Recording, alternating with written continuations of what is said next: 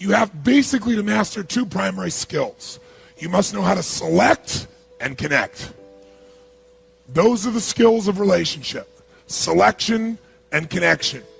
And you've got to find a way to constantly improve the amount of joy, passion, nourishment that's happening within you and the person you're in a relationship in. If you want to have not just a lover, a husband, a wife, a boyfriend, a girlfriend, whatever your language is, if you want more than that, you want a raving fan.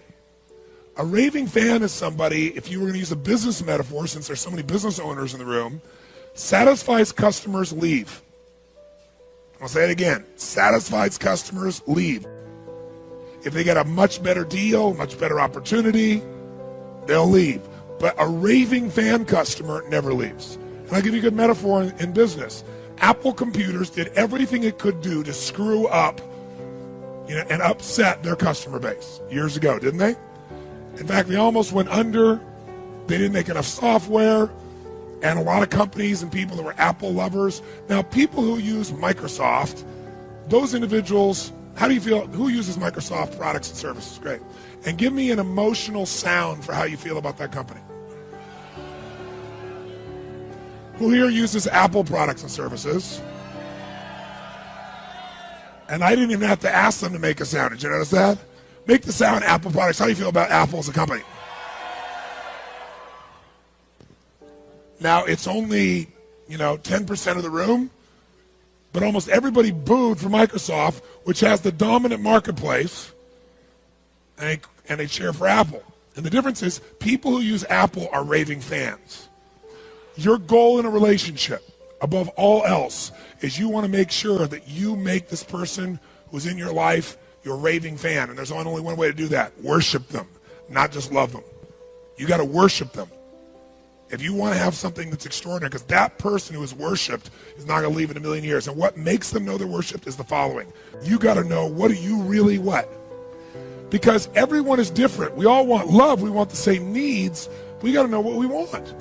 So some of you may be saying, well, Tony, this is all very interesting and dynamic, but I'm single and I don't have a relationship. You got to know how to start. The first step is to decide what's your vision for what you really want. What's your vision for what you really want? You can't make something happen until you get clear. What was the first step to taking something impossible and making it real? Focus. You need a vision. Without a vision, people what? Perish. You need a vision for your relationship. A vision for what is it I really want most in life? What would excite me? What would light me up? And I don't just mean a vision of what that person's supposed to look like and be like, or what values they have. That could be part of the vision, but also, what is your vision for what this relationship would create in the world that would inspire you to be in this relationship? Because without a vision of what the relationship's going to be, you're going to settle for whatever shows up. All you got to do is get a vision that is so compelling to you, so exciting and so clear that you get so much emotion, you'll figure a way to make it happen. And you might say, but I'm already in a relationship. Well, remember I said the two skills you got to have is select and connect? The first and most important selection you're going to make in your life, well, I'll tell you this first. 95% of the happiness you're going to have in life is going to come from who you select as your partner. So we're going to get absolutely clear about what is it you really want, because it's impossible to get there otherwise. I'll tell you what helped me. And this would be if you're brand new and you're single. The best way to do this is you sit down, you write down every single thing on earth you could ever want in the ultimate partner in life, your ultimate mate, your ultimate lover. Mental, emotional, physical, spiritual, the way you guys would pitch and catch, what you would do together, how you'd share. But every detail, a level of specificity that normally you would think is insane. And then you got to make a second list, I learned.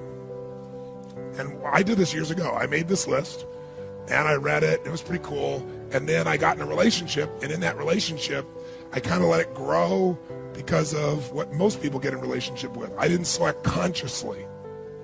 What makes a relationship work is things in common. Similar values, right? Similar dreams or goals or loves or desires. What makes a relationship work is having things in common, because what that gives you is the emotion of certainty that allows you to open up and connect. People like people who are like whom? Themselves. So you like this person, And you have certainty about this person. You have connection with this person because you have a connection through interests or values.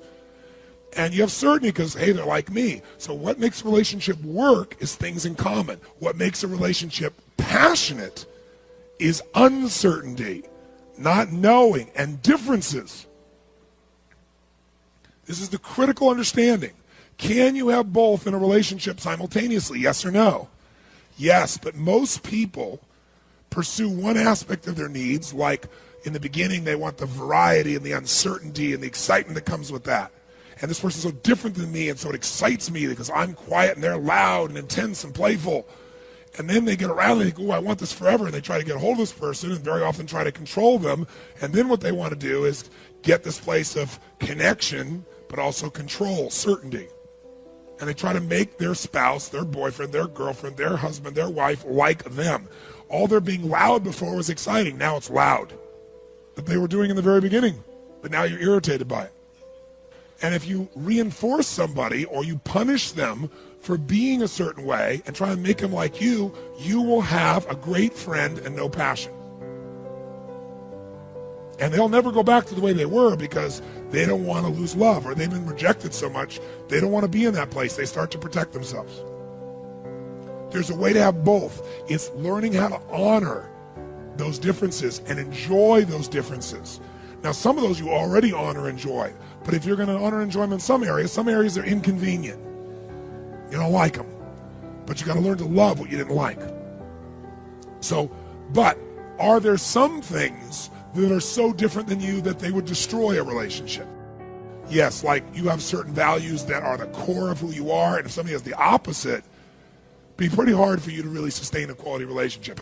So the place to start, you make your list of everything you want. Then you make your list of everything, and the second list is really critical. Everything that you must not have in a relationship. Not should not. There's lots of things you prefer not to have, but must not have. By the way, you can get everything you want in a relationship and get 2 or 3 things you must never have, and it'll destroy it. And I'm going to show you that process. Because even if you're not in a relationship, how many would like to have a way to evaluate whether or not this is the right relationship or not for me? And it saved my life to have the ability to do that. But I'll tell you the first thing I did, I thought everything in my life that I've ever created, I went back and did what I asked you to do. What did I create that was impossible? How did I do that? I mean, think about it. I always started by focusing on what I wanted, not where I was. Isn't that true? Only focus on what you want to create. So I said, okay, what am I committed as a soul to have in a relationship with a woman? What do I want in that relationship? And then what can I not have? I made these lists, and I wrote it for about 9 or 10 pages. Maybe by the time I was done with a mix-up list, I might end up with 12. But I'm talking about details, ridiculous details. And then, interestingly, as I read that, I knew what I had to do because I could look at that list, and I did one more thing. I wrote what I must have in a relationship, mental, emotional, physical, spiritual, everything. What I must not have in a relationship with a woman. And then my third one was, what kind of man would I have to be to attract that quality of woman? Instead of saying, how come I don't have this person? Because if you focus on the outside, it'll always be screwed up because you'll always blame somebody else. So I went, okay, clarity first. What do I need? What am I committed to? What do I want? And clarity, what must I be for that type of person to be in my life? How many follow these steps?